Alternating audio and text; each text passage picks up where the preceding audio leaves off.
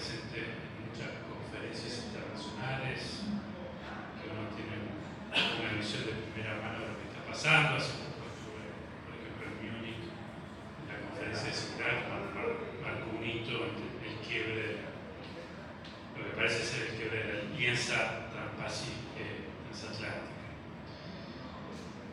Creo que para entender lo que está pasando hay un gran cambio, una gran transformación que ayuda a explicar la mayor parte de las acciones de los estados. Y ese gran cambio es el traslado de poder que viene sucediendo ya hace más de 3 décadas hacia Oriente. Primero con el crecimiento de China y ahora con el crecimiento de India, que tiene efectos concretos en el sistema internacional.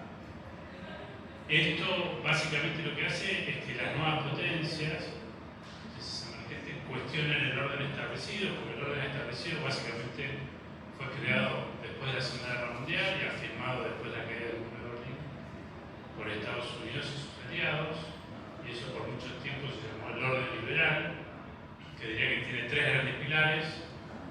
Uno es la globalización, la expansión del libre movimiento de capitales, bienes, servicios, ideas, poblaciones. La expansión de la democracia liberal, promocionada desde Occidente. Y finalmente las instituciones multilaterales como un medio para resolver los problemas globales. Eso va desde Naciones Unidas, la Organización Mundial del Comercio, el Fondo Monetario, etc. Todas estas instituciones que fueron creadas después de la Segunda Guerra. Bueno, todo eso hoy está cuestionado, esos 3 pilares están cuestionados, con la particularidad que el cuestionamiento más fuerte ahora viene desde el propio Estados Unidos, desde la administración Trump, que lo hizo modestamente por la resistencia que había Trump en el periodo presidencial y ahora lo está haciendo de forma más activa, ¿no? Y este es un mundo nuevo, un ejemplo para entender cómo afecta esto a las relaciones internacionales es la guerra en Ucrania. Hace 15 años Rusia no hubiese tenido forma de aguantar las sanciones que impuso Occidente.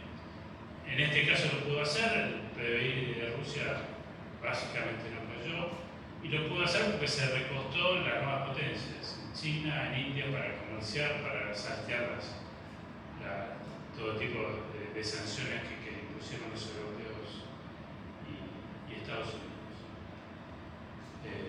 Ese creo que es un ejemplo de los tantos que hay, de cómo está cambiando el mundo y cómo se explican básicamente por este cambio estructural. El mayor poder económico, político y militar de Asia respecto a Occidente.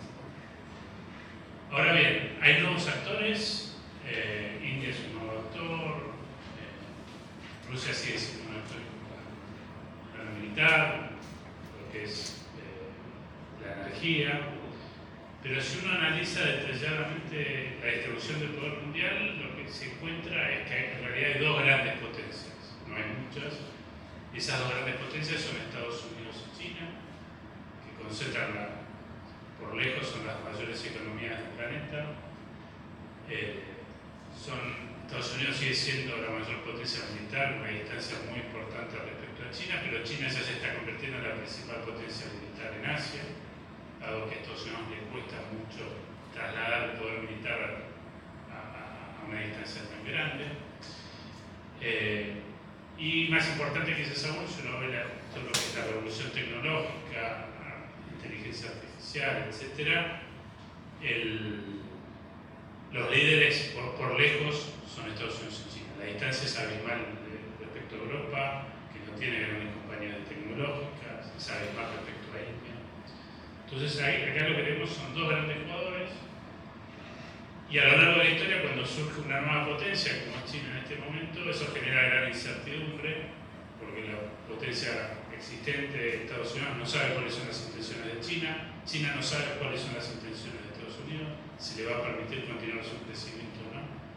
Y ante la duda, las potencias se rearman, tienen una política exterior de diplomacia más agresiva, y eso genera conflictos, genera incertidumbre, que muchas veces las grandes potencias no quieren esos conflictos, pero se dan de manera inevitable.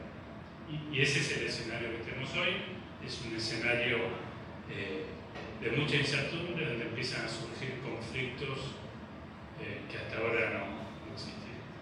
Entonces, para entender qué es lo que va a pasar, qué es lo que está pasando, yo creo que hay que concentrarse en China y en Estados Unidos y entender cuáles son los incentivos, qué es lo que están haciendo. Y además, porque en nuestra región, en el cono sur de América Latina, son claramente las dos grandes potencias donde nos encontramos muchas veces en el medio, ¿no? Teniendo que tomar decisiones difíciles con la presión de Estados Unidos y de China. Entonces me detengo primero en China. Lo primero que hay que entender en China es que no es una potencia emergente, ya es una gran potencia. Es una economía enorme, es una potencia en lo tecnológico. Hasta no hace mucho, se acordarán, parecía que Estados Unidos tenía liderado la inteligencia artificial y ahora surgieron empresas chinas que están al mismo nivel y a menor costo. Pero eso no significa que tengan un camino claro para alcanzar lo que sería la estrategia china, que es ser la potencia asiática, sin la intervención de Estados Unidos, consolidar su poder, recuperar en la visión de ellos a Taiwán. Y eso es porque China tiene algunas desventajas estructurales que no hay que obviar, ¿no? En primer lugar, China no tiene experiencia militar, implementó el gasto militar de manera sostenida. En la última guerra donde estuvo involucrada China fue a fines de los 70 contra Vietnam. Tiene portaaviones nuevos, pero no saben cómo utilizarlos en combate. No tienen cuerpo de oficiales que hayan tenido experiencia militar. Y esto es una gran desventaja desde el punto de vista del poder duro. Uno puede invertir mucho en producir muchísimo más barcos militares que Estados Unidos, aviones, etc. Pero la falta de experiencia es un problema. Otro problema es que tiene pocos aliados China. No es fácil identificar los aliados de China. Pakistán puede ser uno, Corea del Norte otro. Pero no es una desventaja porque generalmente lo que pasa es que cuando un país crece muy fuertemente eso genera temor y los países que están alrededor tienden a aliarse, tienden a incrementar el gasto militar y eso dificulta el crecimiento de las potencias emergentes. La gran pregunta que uno se hace es Taiwán.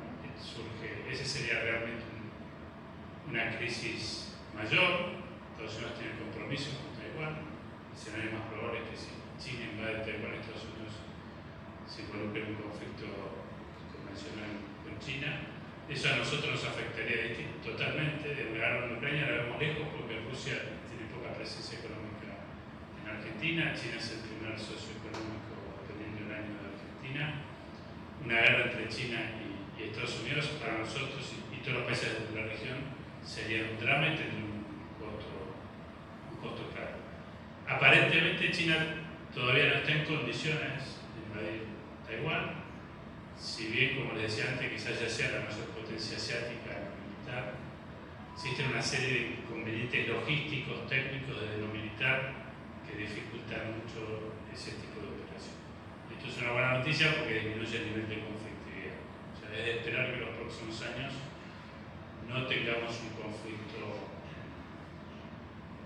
en Taiwán. La otra gran potencia, que voy a detener más, porque la gran pregunta hoy en día es la política exterior de Trump, cómo cambió. Y ahí yo diría, Estados Unidos también enfrenta desafíos.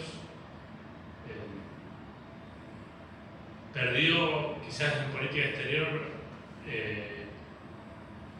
perdió dos instrumentos muy importantes. Uno es el duro, el poder militar. Hay una gran oposición dentro de Estados Unidos después de la guerra de Irak, pero también los países aliados a Estados Unidos a ingresar en conflictos militares. Es una de las razones que explica el crecimiento de Trump. La población no quiere conflictos militares, pero a la vez el poder militar de Estados Unidos es el principal activo que tiene. Y por el otro lado, por los déficits fiscales, la presión que hay, está disminuyendo Estados Unidos lo que es la ayuda económica y los acuerdos de libre comercio. Mayor grado de proteccionismo que es común entre republicanos y demócratas, eso no va a cambiar cuando sean los posibles tratados de libre comercio entre Argentina y Estados Unidos. Las posibilidades de eso son prácticamente nulas. No por Argentina, sino porque ningún país puede obtener un acuerdo de este tipo. La situación cuando pasa por el Congreso de los Estados Unidos, por la oposición que existe. Entonces ese es un inconveniente que tiene Estados Unidos. No tiene tanto que ofrecer como en el pasado a sus aliados, tampoco tiene un instrumento para generar temor como lo tenía en el pasado. Estados Unidos en cierto sentido tiene una crisis de elites que explica el surgimiento de Trump, los fracasos de la segunda intervención militar en Irak, el fracaso de la intervención en Afganistán, que iba a ser por un tiempo limitado, buscaba eliminar la amenaza terrorista, básicamente se convirtió en una operación de 20 años que buscó cambiar el régimen político y terminó siendo un fracaso. Habiendo dicho eso, no hay que subestimar a Estados Unidos. Estados Unidos ha estado en crisis mayores que en la actualidad y logró superarlas. Acuérdense de lo que fueron los 60, los 70, el presidente asesinado, atentados a candidatos a presidentes, manifestaciones en las calles, perder una guerra como fue Vietnam. Y a pesar de eso, Estados Unidos logró recuperarse y sigue siendo la cuna de la innovación empresarial a nivel mundial. Es un gran motor, una gran capacidad de incorporar lo mejor del resto del mundo, cosa que China no tiene. Los grandes empresarios de Estados Unidos son extranjeros, además los creadores de Google. Ese es un gran activo que tiene Estados Unidos. Ahora, ¿qué es lo que está pasando ahora con Trump? Bueno, ahí hay una discusión. Se puede decir que es un cúmulo de medidas tácticas que está tomando Trump, o se puede pensar que es una estrategia racional, no puede estar de acuerdo o no, pero que refleja la percepción que hay en las élites en Estados Unidos, o al menos de parte de las élites en Estados Unidos, respecto a cuáles son sus intereses hoy en día. ¿Y cuál es la racional, digamos, la lógica de ese argumento? Es básicamente que Estados Unidos ya no tiene la capacidad de brindar, de ser la gran potencia mundial que provee seguridad y otro tipo de beneficios a otras naciones, para mantener este orden liberal que les mencionaba antes. Estados Unidos tiene un déficit que es más del 6% del Producto Bruto. Todas las estimaciones de gastos, de intereses, son que van a crecer exponencialmente. Y yo creo que hay, incluso entre los demócratas, un creciente consenso de que Estados Unidos ya no puede gastar lo que gasta principalmente en cuestiones militares, pero también en asistencia al resto de los países, para mantener este sistema que creó Estados Unidos en el pasado. Entonces Estados Unidos, al menos Trump, que lo intentó en el primer mandato y no pudo por la oposición que encontró, pero si uno ve los reportajes que le hacían a Trump a principios de los 80, básicamente era el mismo discurso que ahora, que Estados Unidos no podía seguir manteniendo aliados como Arabia Saudita y citaba a otros países que se benefician de los contribuyentes estadounidenses. La primera víctima de esta nueva estrategia es claramente Europa. Estados Unidos básicamente lo que está diciendo es: ya no podemos brindar seguridad a Europa, mientras no podemos que nuestros contribuyentes le estén pagando a los europeos su seguridad. Y Estados Unidos se está retirando de cierta manera de Europa en lo que tiene que ver con el plano militar. Y les está exigiendo a los europeos que incrementen fuertemente su gasto militar. A la vez hay una forma paralela, y eso lo diría el vicepresidente Vance, una crítica cultural a las élites europeas, a la cuestión de la inmigración, a la cuestión identitaria, pero la cuestión de fondo es esta. Estados Unidos ya no está pasando un mensaje que ya no está dispuesto a brindar la asistencia militar que estaba brindando. Paralelamente, Estados Unidos está desarmando un poco la estructura que había armado de asistencia para el desarrollo.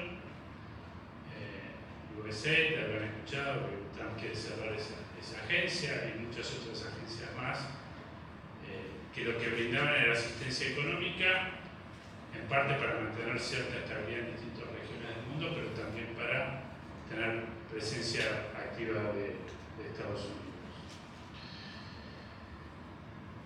Esto en parte explica lo que va a ser en términos prácticos una victoria en la medida de Rusia en el conflicto de Ucrania, porque Estados Unidos está presionando muy fuertemente a Zelensky para que se dé un acuerdo de paz, que va a reflejar a mayor o menor medida la ubicación de las tropas actualmente.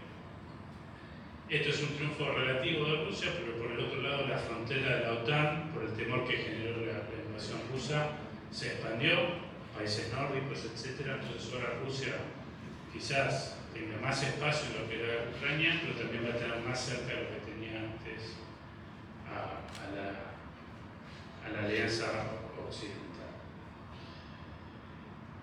Cambiando de región, Medio Oriente, está claro que a corto plazo hay un beneficio para Netanyahu, o al menos la posibilidad, que es lo que demanda la mayor parte de la comunidad internacional, de una solución al conflicto israelí-palestino con dos estados. Hoy es muy difícil de que eso suceda. Pero a mediano plazo es un problema para Israel estratégico, porque como Estados Unidos se está retirando de Europa, también se estaría retirando del Medio Oriente. La importancia estratégica del Medio Oriente para Estados Unidos fue principalmente como fuente de energía, el petróleo. Hoy Estados Unidos es un exportador de petróleo por todo el fenómeno del gas y el petróleo no convencional. O sea, depende menos del Medio Oriente. Tiene un incentivo para que ningún país del Medio Oriente domine la región, porque eso lo llevaría a dominar también el petróleo. Pero no es un incentivo tan fuerte como ocurrió, por ejemplo, durante la Guerra Fría. Y ahora vamos a nuestra región, ¿no? Yo creo que ahí hay dos Latinoaméricas distintas para Estados Unidos.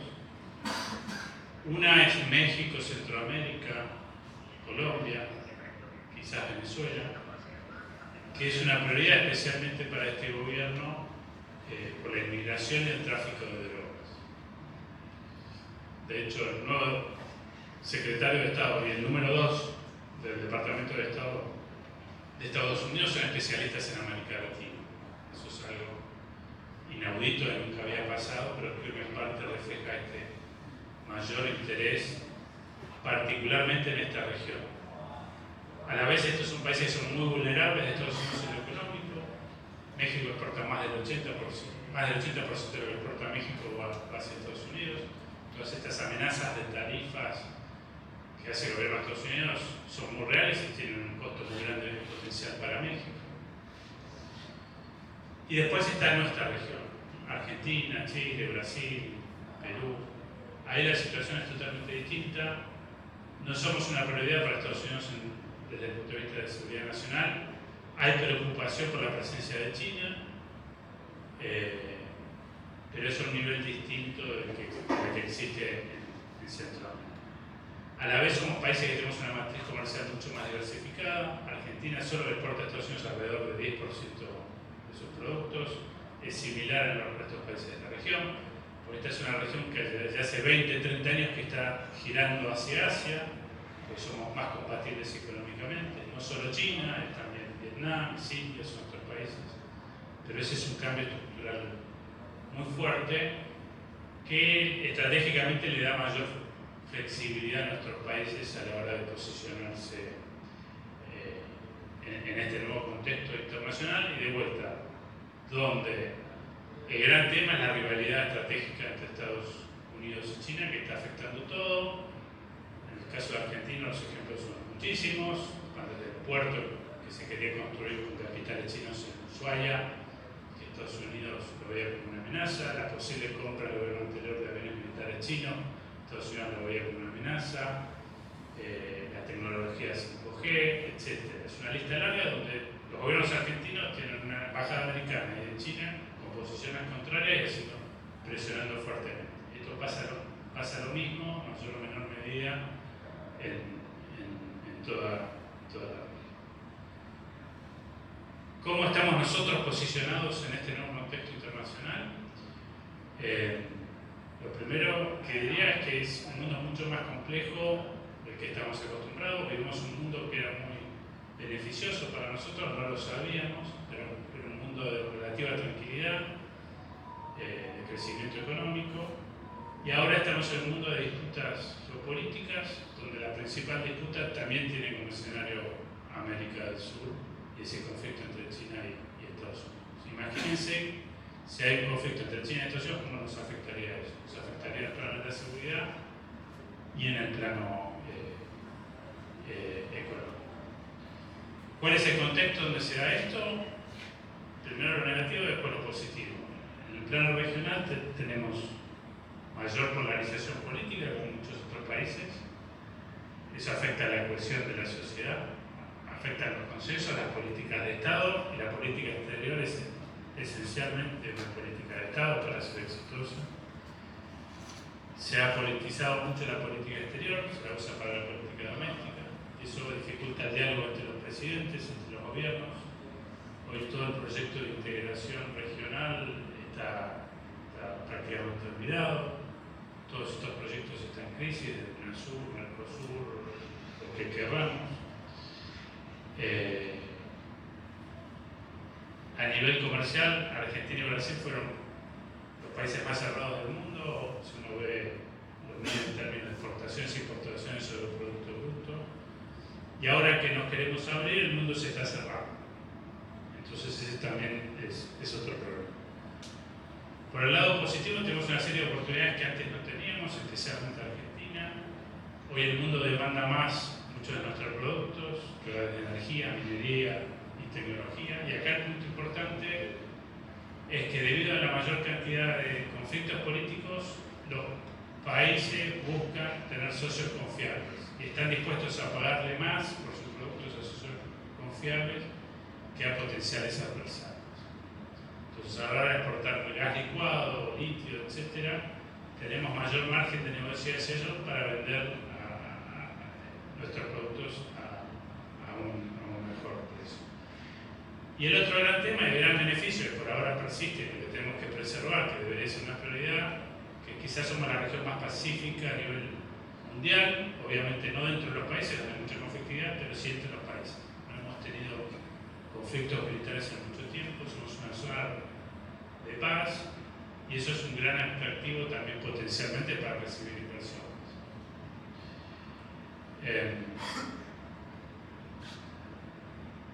Y ahí, ya yendo para el final de mi presentación, qué es lo que necesitamos para enfrentar este escenario internacional, evitar los riesgos y aprovechar las oportunidades.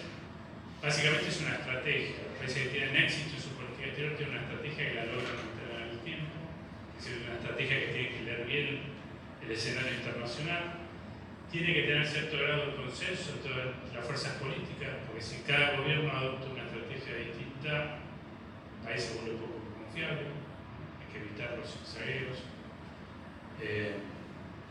Entonces, yo creo que el principal requisito es esto, tener una claridad estratégica, saber qué es lo que queremos hacer como país y hacia dónde nos queremos dirigir.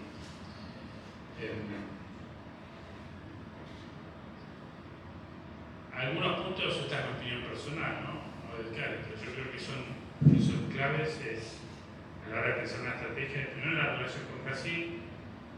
La relación con Brasil no es tan importante en lo económico, porque somos mucho menos complementarios de lo que éramos cuando se creó el Mercosur. Cuando se creó el Mercosur, nosotros íbamos a exportar commodities y Brasil nació en exportar bienes industriales. Hoy Brasil es una potencia también en términos que es agrícola y competimos con Brasil. Pero la clave de la alianza con Brasil, que comenzó a fines de los 70, principios de los 80, es lo que trajo estabilidad a la región. Acuérdense que Argentina y Brasil competían estratégicamente, tenían programas nucleares que lo que buscaban era eventualmente que fuese un activo también en el plano militar. Todo eso lo logramos superar y hoy lamentablemente el diálogo es mínimo. Los presidentes actuales no se hablan, pero los dos presidentes anteriores tampoco se hablaban. O sea, hay un problema de fondo muy grave que de a poco se va deteriorando la relación y que creo que eso hay que revertirlo. Está pasando en toda la región. Chile tiene mala relación con muchos países, incluso los países de izquierda, que antes no pasaba, etc. Creo que eso es algo muy peligroso. El otro tema es el multilateralismo. El multilateralismo, que es uno de los principios del orden liberal que mencionaba antes, lo que le permite es a los países medios y chicos como nosotros tener alguna voz y algún poder de incidencia y no quedar atrapado en los conflictos entre las grandes potencias. En la medida que Naciones Unidas, la Organización Mundial de Comercio y otras de estas organizaciones se debilitan, nosotros tenemos menor margen para defender nuestros intereses. Creo que económicamente hay un consenso creciente que comercialmente hace ese futuro de nuestra región y de Argentina, India, no solo China, Vietnam, otros mercados, que a nivel de inversiones necesitamos de los países del Golfo, de Europa, de Estados Unidos, pero que es ahí donde quizás la mayor colaboración de la política exterior argentina es facilitar el crecimiento económico, que va a depender en menor medida de inversiones por un lado y accesos a nuevos mercados por el otro. 5 minutos me quedan. Yo diría, hoy los debates de política exterior básicamente giran respecto a la estrategia del gobierno actual, que básicamente es un alineamiento con Estados Unidos y con Israel, asumiendo que eso va a dar mayores beneficios que una estrategia alternativa. Creo que ahora el gobierno está en busca de algún tipo de acuerdo económico con Estados Unidos que traiga un beneficio concreto. En el corto plazo eso está claro que es el acuerdo con el fondo. El segundo paso no está tan claro. El acuerdo de libre comercio no va a pasar, no podemos nosotros con el Mercosur, y esto, como mencionaba antes, no puede por una cuestión de falta de consensos sobre el libre comercio. Y probablemente lo que termine pasando, no solo en Argentina, sino en toda la región, es algún tipo de consenso respecto a no provocar necesariamente a la gran potencia occidental, que es Estados Unidos, la gran potencia del hemisferio occidental, tiene un poder de ánimo muy grande, una potencia con la cual compartimos valores más que con China y otras sociedades, pero a la vez que este tipo de entendimiento nos lleve a que a un alineamiento con Estados Unidos, que eso significa que no podamos comerciar o recibir inversiones de países como China, que como decía antes son esenciales para el desarrollo argentino. Creo que la región eventualmente va a ir tendiendo a ese acuerdo que desde un punto de vista racional de la política exterior es lo malo. Y lo último que diría es que uno puede tener una estrategia exitosa, pero si no tiene las instituciones, los instrumentos para llevarlo a la práctica, eso va a fracasar. Y Argentina debilitó muchas de estas instituciones a través de las últimas décadas, que son más conocidas, que son las Fuerzas Armadas. Si nos comparamos con países similares a nosotros, desinvertimos mucho más que los otros países y nos quedamos con Fuerzas Armadas que no son operativas. Creo que eso es algo positivo que está encarando este gobierno, pero otra cuestión positiva que a veces no se habla para la política exterior es el ordenamiento fiscal. Cuando tenés déficit tenés que tomar deuda muchas veces y eso te vuelve vulnerable tu política exterior porque estás dependiendo todo el tiempo de ayuda financiera de algún otro país. Y la otra gran institución es el Servicio Exterior de la Nación. Todos los países exitosos en política exterior tienen un cuerpo profesional de diplomáticos que le dan estabilidad a la política exterior, le dan profesionalismo, evitan las arbitrariedades, y eso creo que es una deuda pendiente. Pero me parece esencial en ese sentido. El fundador de CARI fue el fundador del ISA, el Instituto del Servicio Exterior de la Nación, que eso es un tema cercano a nosotros. Fundamental tomar conciencia conciencia de este instrumento que con un costo insignificante para lo que es el Estado, pero que puede hacer una diferencia muy grande a la hora de tener una política exterior estable y exitosa en el tiempo. Bueno, así que estas son algunas ideas y encantado de responder preguntas o escuchar comentarios.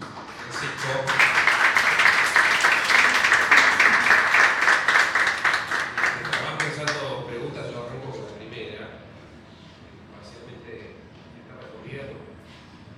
Sobrevolaste la gran pregunta del momento respecto de cuánto le conviene y cuánto perjudica a la Argentina en la relación con Trump, en materia económica en particular.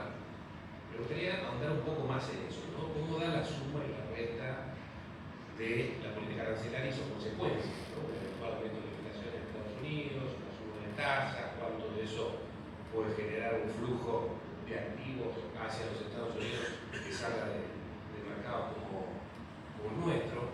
Pero también el otro lado del que hablaste menos, que es la faz política, ¿no? Claramente señalaste, la gran apuesta de Milei fue Trump, su alineamiento con Estados Unidos es su definición más clara en política exterior, y lo que significa Trump, ¿no? El progresivo desmantelamiento de muchas de las tradiciones norteamericanas en su relación del presidente con la prensa, en las prácticas institucionales que de algún modo habilita, fortalece a los nuevos liderazgos, a la nueva derecha a nivel global, y la relación de Milei con Trump, con Musk, etcétera, parece ser una de sus elementos que más fortalece. ¿Cuánto pesa eso? ¿Cuánto crees que pesa eso en el caso de Milei? ¿Y cómo se superan las diferencias, ¿no? Entre un político nacionalista como Trump, con temas de agenda como la política migratoria, que poco tienen que ver con la realidad argentina, y que en muchos aspectos, como su liberalismo o su apertura en materia económica, van en sentido contrario? Sí, bueno, además, en el plano económico está la relación bilateral entre Argentina y Estados Unidos, y después están las políticas económicas que adoptan Trump, que afectan el contexto global y por lo tanto a Argentina. Y ahí hay dos cuestiones negativas. En principio, bueno, la suba de la tasa de interés que mencionabas, que eso lo que hace es volver más atractivo invertir en bonos del Tesoro americano, por ejemplo, que invertir en bonos argentinos. Y eso a los países emergentes lo que hace es le resta inversiones financieras. Y la contracara de eso son las políticas industriales, que no solo Estados Unidos, Europa, otros países, que lo que hacen es promover que sus empresas inviertan en los propios países. Y eso obviamente perjudica a las economías emergentes y necesitamos inversión de afuera. Si hay una decisión política de Trump de afirmar una alianza con la Argentina, ahí puede haber beneficios económicos concretos, que yo creo que viene más por el lado de las inversiones. Hay que ver si Trump está dispuesto a gastar capital político en afianzar esta relación con Argentina o con Milei. La realidad es que hoy Argentina es el principal aliado que tiene Estados Unidos en América Latina por tamaño del país. Y tendría alguna lógica que Estados Unidos esté dispuesto a hacer sacrificios económicos en pos de asegurar esa alianza hacia mediano y largo plazo. Estamos por ver si eso puede llegar a suceder o no. Y después está el otro plano, yo no hablé mucho, pero sí, está el plano de la ideología, de esta nueva derecha global, más populista, anti-establishment, que cuestiona el liberalismo. Y ahí quizás hay una contradicción, porque Milei se define como liberal, el resto de los líderes de este movimiento no se definen como liberales, se definen como conservadores. Orbán en Hungría, por ejemplo, es antiliberal, enemigo de ese liberalismo. Y ahí yo creo que hay, dentro de esa alianza hay diferencias.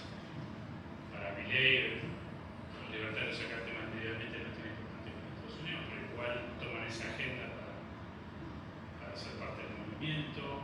Tema migratorio en Estados Unidos es una prioridad, acá no es una prioridad. Yo creo que eso va variando, pero lo que sí es una novedad es que muchas veces la derecha o el Partido Conservador tienen más dificultad de trabajar en conjunto, y la izquierda de ellos era más hábil, el nacional socialista, etc. Ahora la derecha se volvió mucho más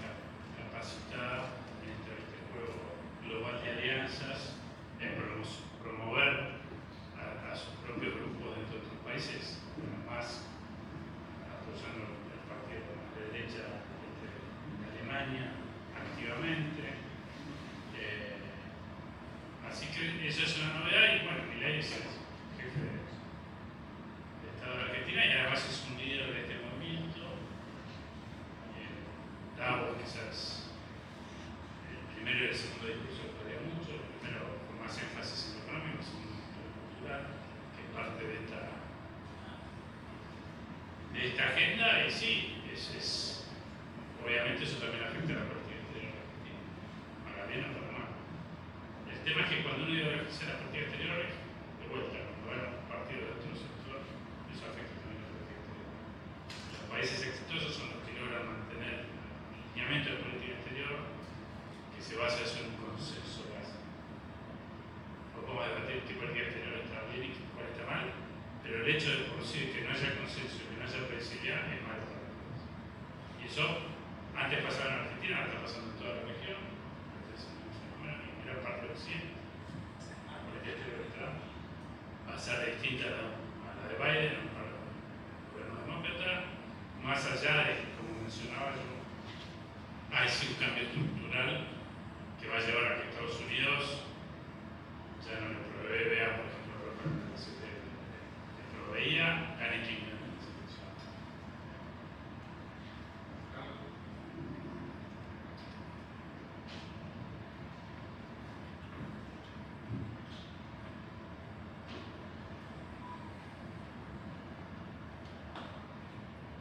Sí, hablaba recién de las dos Latinoaméricas, América Central y México y Colombia, y decías que de algún modo era la prioridad de Trump. Estuve hace unas semanas en Costa Rica, y bueno, lo que uno ve allí es una fuerte presencia, tanto allí como en El Salvador, de China y en menor medida de otros países de los emergentes o potencias nuevas. Y las últimas medidas que ha tomado Trump, hoy hablaba con colegas de Costa Rica y estaban preocupados por algunas de las últimas decisiones. Bueno, obviamente el tema de la deportación de inmigrantes le devuelve el problema a Centroamérica, México en mayor medida, el tema arancelario le pega directamente a México, que este año va a tener déficit por primera vez en varios años.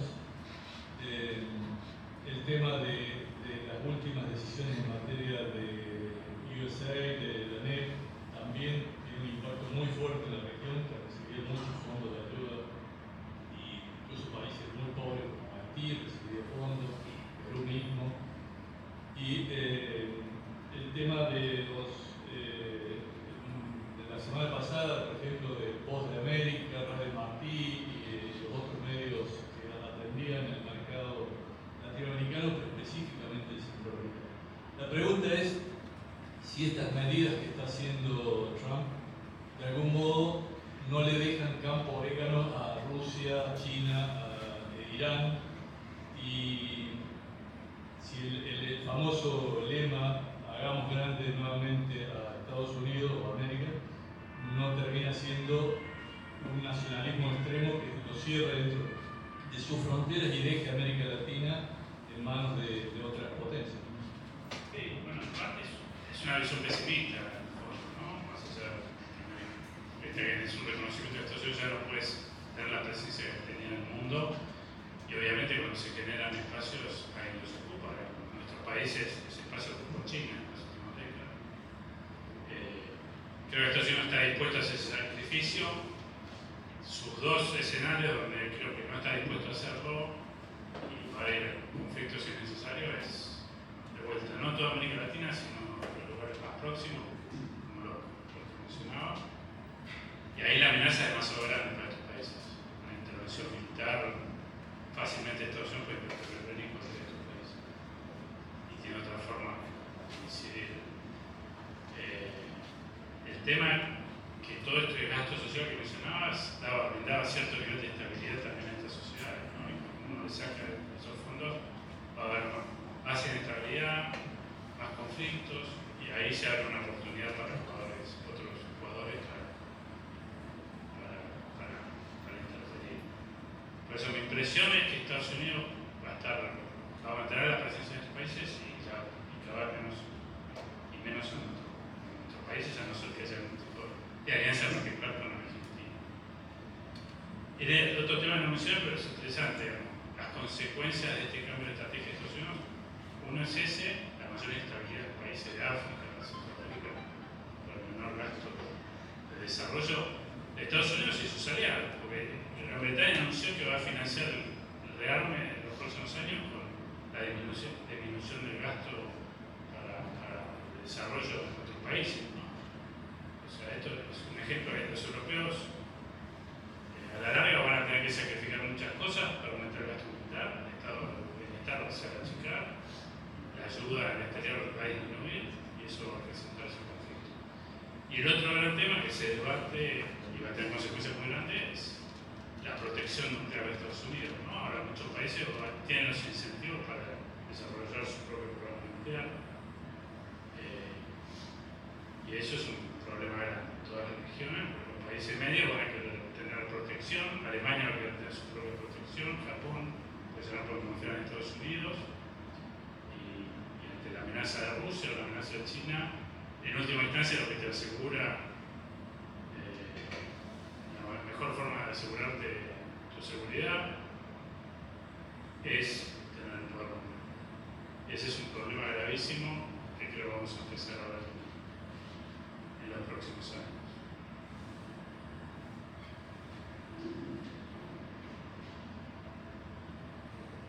Mucho gusto, Martín Echevers, ¿cómo estás?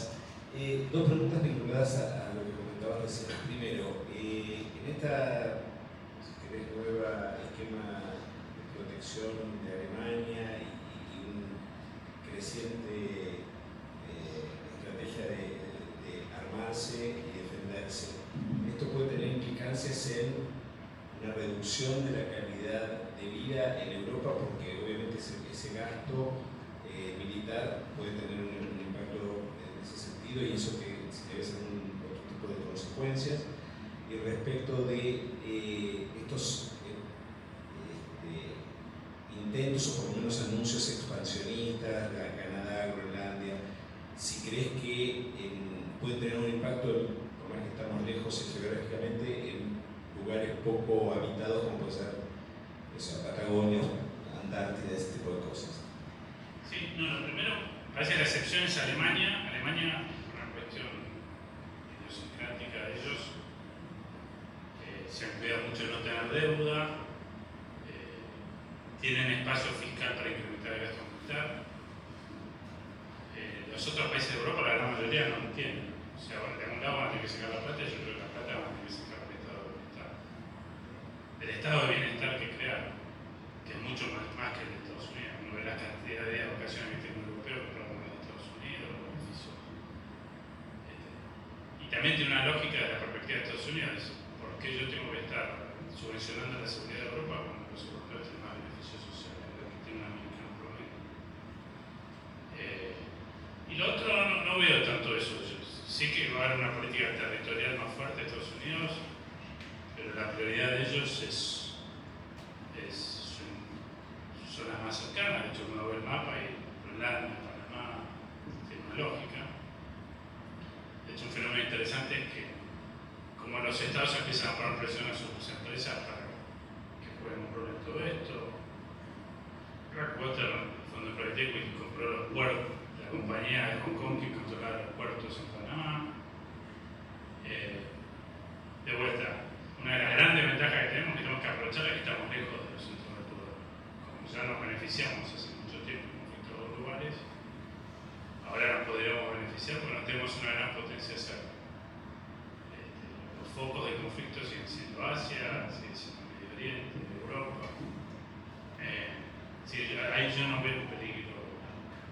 Está el tema de la Antártida, hay cuestiones más técnicas.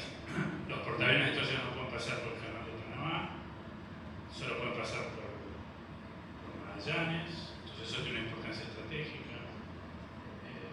Eventualmente los minerales en la Antártida. Hay cuestiones, pero comparado con los conflictos que estamos viendo, la importancia estratégica que está ganando el Ártico es algo menor. El Ártico se está derritiendo y eso a Rusia le da una gran ventaja porque hay unas nuevas rutas de comunicación por el norte de Rusia que antes no existían. El cambio climático como afecta a la geopolítica. Nosotros estamos un poco lejos de eso, por suerte.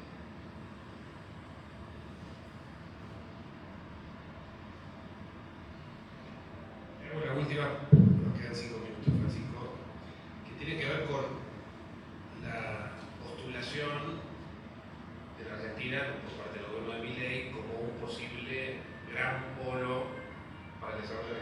artificial ofreciendo por un lado desregulación, ¿no? Y por otro lado frío. ¿Cómo ves eso? ¿Cuánto de fantasía, cuán alcanzable, cuán viable? ¿Qué nos puede decir de eso? Bueno, sí, es una estrategia.